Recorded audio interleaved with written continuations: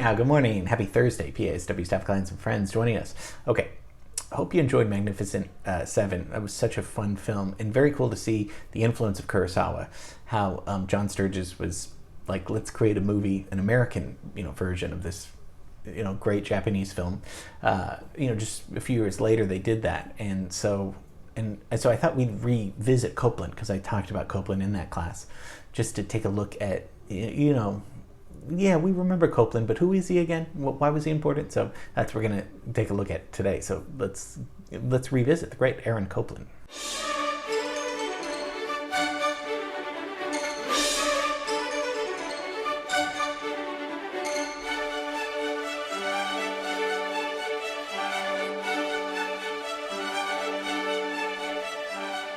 Aaron Copland, a teacher, a composer, a conductor, best known for his stuff in the 1930s and 40s, but lived a long time. So let's leave Miller's Crossing, those scary woods in New Orleans, and let's go over to Brooklyn. So this guy's born in Brooklyn, thick Brooklyn accent. 1900, another year that I love because it makes it easy for me to do the math. Lives 90 years, dies in 1990. So when you think of all the music that he's seen, I always think of you've seen, Gershwin, you've seen Big Band, you've seen the Beatles, you've seen Kiss, you've seen everything if you die, in 1990.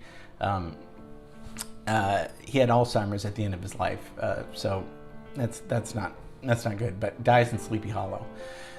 Okay, timeline. Who's living? Who's writing during this time? We're going to be talking a little bit about Gershwin. So Gershwin's born just 2 years before Copland. Of course, Gershwin dies by 1937, so he doesn't get to see a lot of Copland's work. But the two were influenced. I don't know if they ever met. I'm sure they did. Bernstein's on there because Copland and Bernstein were very close friends, mentors. He was a mentor to Bernstein. Who else is on there? We have a lot of people that we've talked about. We also have Charles Ives on there, who was quite a few years earlier than Copland, if you look at it. Charles Ives, the American composer, who was one of the first to get Western European classical music education, and then saying, okay, but what about all these marching bands in America? What about folk music? What about jazz music? What is all this stuff? I'm just going to throw it into my symphonies and see if that's going to work. And that's what he did. And it created chaos and also genius, too, because nobody had ever done that. So Ives was really one of the first composers, because when you look at our country, it's only been a few hundred years old, as opposed to Europe, which is, hundreds and hundreds of years old. And then LA is like 100 years old, so, generally speaking. So, okay, what does he do? In conservative Jewish family, born in conservative, youngest of 5 kids. Mother knows a little bit about music, a singer, but mostly his sister, Laureen, was the strongest connection. She gave him his first piano lessons and said, you should get a musical education, and encouraged him. So by age 15, Copland goes to a concert and says, okay, I want to be a composer. This is what I want to do. So he starts taking lessons in harmony and theory and composition. And his teacher, Reuben Goldmark, also taught Gershwin 3 times or something. If you remember, Gershwin wanted to be more into the classical elite group, and not that they didn't let him, but if you remember, Ravel said, what do you want to, why do you want to study with me? There's not much I can teach you. You already have your own voice, which was Tin Pan Alley jazz music. Although Gershwin was trained in classical music, he didn't have a European training like Copland and the other composers did, and I think he wanted that. But then if you think on the other side, I think some of the classical composers wanted what Gershwin had, not so much the money, because if you remember when he wanted to study with Stravinsky asked him how much he made, and he said, well, no, you should teach me. So it's kind of ridiculous that there were 2 separate worlds of serious music and non-serious music, which was jazz music, which we've looked at as highly serious, intelligent music. but back then was frowned upon. It was just kind of, anyone can do that. Okay, so, and we're going to see Copland taking some jazz, obviously jazz influences, incorporating into his classical music, and perhaps that gets his American sound. But I don't know. I'm getting ahead of myself, but we don't know exactly how he's going to get that sound. So Copland goes to Paris and studies with a lady that we've talked about, Nadia Boulanger, who was only 34 at the time. And Copland was reluctant because no one, he said, no one had studied with a woman before. She was way ahead of her time. She's probably considered one of the best teachers in 20th century music, but probably just teachers in general. We looked at how important she was to so many famous composers. Philip Glass talks a lot about how important she was. Quincy Jones says, everything I learned about music, I learned from her. So he studies with Nadia Boulanger, and it's supposed to be a year, but he stays for 3 years. And he said she could always, and I've heard this from other composers that studied with her, when she would look at your music, she always knew what was a weak point and what was a strong point in your music. This was her genius in teaching. And she could tell you why it was weak. So he comes back to America around 1925 and becomes friends with Koussevitzky, who was the director of the Boston Symphony Orchestra. They had a long collaboration, long friendship. He was very interested in championing new music. Koussevitzky was super influential to Bernstein because he would program a lot of his music. So Bernstein, Koussevitzky, Copland, they were creating modern American music using jazz elements, but also staying somewhat faithful to the classical form, the symphonies, the ballets, stuff like that. But in the 20s, what's going on? You're getting classical music, but you're getting the Roaring 20s. You're getting this realm, whether you like it or not. Gershwin's there, Rhapsody in Blues, 1924. So Copland comes to 1925. He's probably, one of the greatest pieces was written just a year prior. Louis Armstrong's playing Dixieland music. Duke Ellington is playing. We're getting big band music coming in the 30s. So whether one likes it or not, American jazz music is dominating. So he really starts fitting in the 1940s. This is where he begins to, and somebody said that he started simplifying his musical language. He started paring it down. So if you have an orchestra, you could tend to overwrite and write many things, and sometimes that's your style, but he learned to pare down the orchestra. And if you have 60 to 80 players, paring down, exactly what does that mean? Maybe scoring, you're still going to be using all of those players, but simplifying it, not in a way, and maybe this was his influence from popular folk music, where popular folk music is simple music. If you listen to a pop song, it's not going to be usually overcomplicated. And I mean a popular song in the 30s.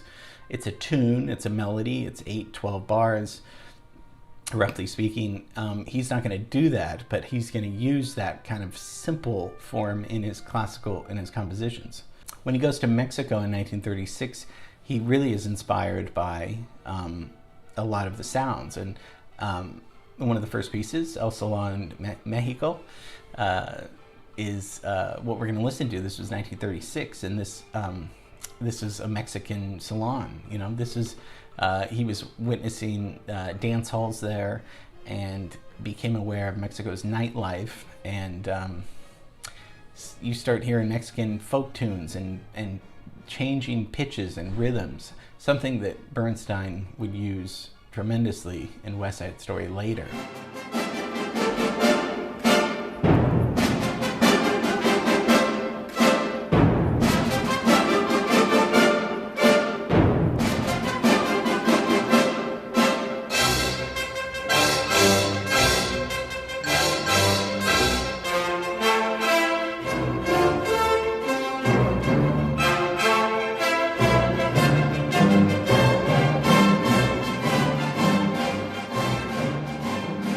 Copland said Stravinsky was probably the biggest influence living influence. And as we know from Stravinsky, he had violent rhythms. I mean, Rite of Spring has violent rhythms in it. When he comes back to America, CBS hires him to do a radio broadcast, and they hire him, and he writes something called Prairie Journal. It's a commission, and this is probably one of his first pieces to sort of show the landscape of the American West, okay? And this guy's from Brooklyn, so this is, Boston, New York, classical composers in the 20s, 30s, mostly East Coast. But what's the American West sound like? So this allows him to come, after this he writes Billy the Kid in 1938, and this is when he starts really getting his American sound.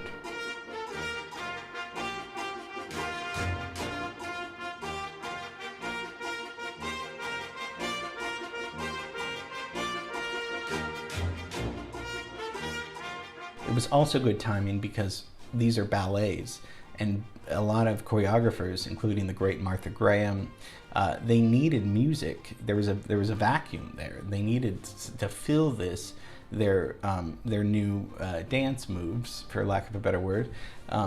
They needed music to do this, and Copland was the perfect person to use this. And in 1939, he does his first 2 Hollywood film scores. Yes, he was a film composer of Mice and Men and Our Town. But like I said, when he gets to the 40s, so he's established his American sound, late 30s. 40s becomes very productive and starts getting worldwide fame, mostly with Rodeo in 1942 and Appalachian Spring in 1944.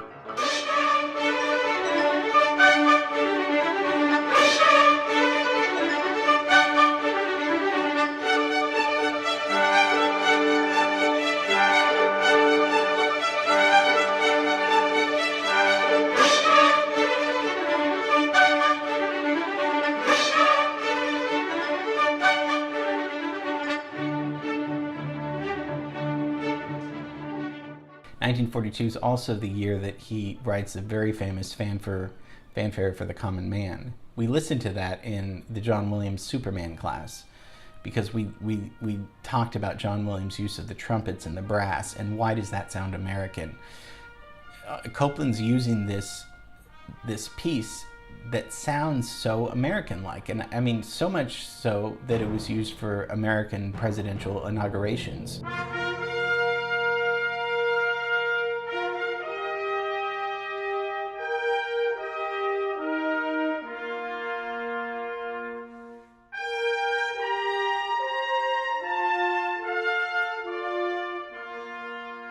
If you listen to Appalachian Spring, it's probably his most famous piece. It's very simplified. It's pared down for a smaller ensemble, and it's hard not to listen to this music without seeing the open prairie.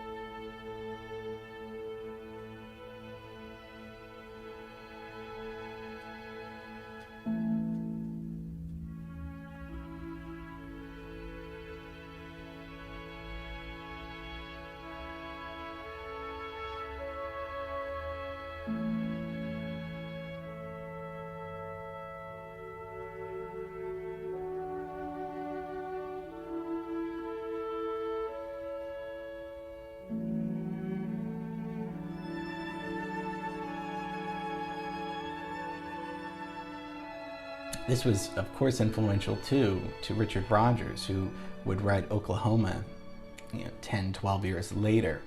We did a whole class on Oklahoma, on Rodgers and Hammerstein, and that some of those even though that's a musical, and those are musical songs, Rodgers really went back to Copland's Appalachian Spring and Copland's American music to find out what does sound prairie-like.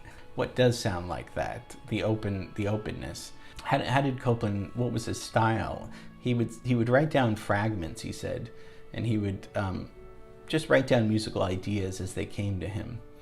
And then when he would need to write a piece, he would go to the drawer and pick out some of these ideas. And he said, I don't compose, I assemble materials. So Copland's influenced by Chopin, who we did a class on, Debussy, who we did a class on. His music doesn't sound like Debussy, does it? I mean, I'm curious to see what you think, what his music sounds like. We know who he influenced, you know, I mean, John Williams and John Adams, but who influenced him? I mean, this really sounds so fresh and new and American. It's also interesting because, I mean, Appalachian Spring is such an American sounding ballet, and I think he said that he was always amused when people said, you know, how did you capture the beauty, you know, of the Appalachian Mountains in your music? And he said, well, I don't know. I didn't know the title of it until after the music was written. If we look at Appalachian Spring, though, and Fan for the Common Man, are we hearing a lot of rhythms and music and pulsations? No. If you're saying yes, then no, we're not. We're hearing a lot of rests, a lot of, he's getting mileage out of these songs. They're simple intervals. There's not really the tritone, there's some dissonance, but this is why it was probably so popular, because it was easy to listen to, and he got a lot of flack for that from serious composers, because audiences thought, well, this is classical music, but it's very easy to listen to, and it's very soothing and satisfying to listen to. So instead of all of these melody lines coming, it's a very simple melody, and he's using space and rests, which, as we've talked about, rests can be just as important as constant music going on, especially with films and ballets. Just because you have a film score doesn't mean it has to all be, I mean, when we look at a movie, not the whole movie has music in it. Many times there's no music on purpose in it. So he's getting mileage out of some of these songs, Appalachian Spring and Fanfare. Instead of overriding, he's simplifying it. He's still having melodies. It's not drone music. It's not ambient music like Brian Eno. Not really. But or he's using the orchestra in a way that's very pared down, and there's openness. There's room to breathe. Just like if you would look at a painting, and he was such an intellectual with the books he read and the painters that he adored. If you look at a painting, it looks on and on and on. Some of those Western paintings, that it's hard not to get sucked into how beautiful, you know, the openness and the vastness of space can be. While he was getting flack from people that thought he was selling out in the 40s writing music like this, he said the composer who is frightened of losing his artistic integrity through contact with a mass audience is no longer aware of the meaning of the word art. Pretty bold thing to say. So if one thinks that art means no mass audience, then you're not understanding what art means. Art doesn't mean no money or no fame or no success. Art should bring people together, right? And if you get paid for it, then all the better. But who are you really writing for? Are you writing for yourself or the masses? I mean, he was writing for what he thought, you know, what was in his heart. And if what's in your heart is popular and interesting and new, which it was with him, because he was being a first-rate Copland, and like Ravel said to Gershwin, well, why be you know, a second-rate Ravel when you can be a first-rate Gershwin? So think about that. I mean, we want to copy people and we're influenced by people, but only up until a point where we don't want to mimic them so much. We want to also have our own style and our own touch. So there's a fine line between pastiche, which is, you know, kind of a copy of somebody else's stuff, and true freedom, you know, in our art. So just some food for thought. I hope you enjoyed that. Really cool how just a composer completely, got all the details right about the American West, about the open prairie. It's one thing to, and as a composer myself, I've talked to people where they don't know how to explain it in music, but they say, write something that reminds us of this. And it's very hard to do that when you think about it. So if Copland had to write something that was the open prairie how do you come up with those instruments? And we looked at some of those techniques and how he came up with that.